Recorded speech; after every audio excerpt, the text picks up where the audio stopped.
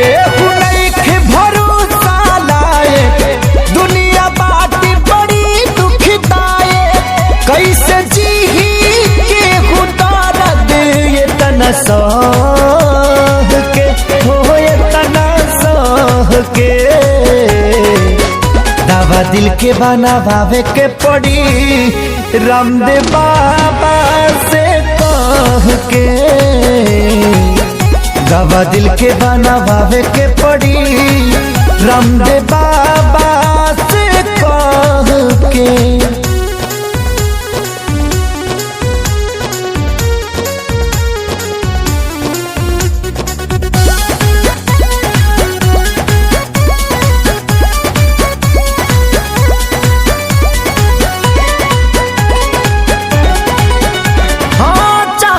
जेकरा तबाह भइल जिंदगी, जिए मरे से बेपरवाह भइल जिंदगी।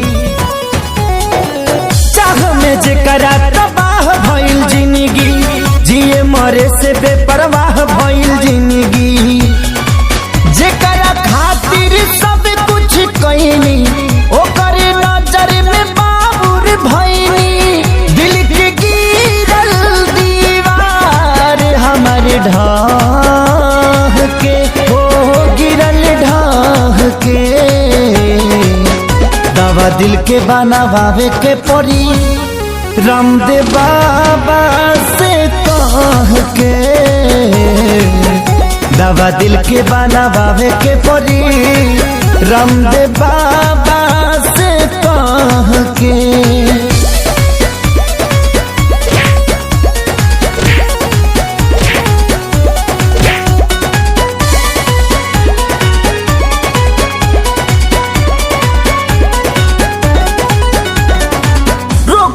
ऐसन वियोग के धरैलस, जहर भी खैनी असर नाही कैलस।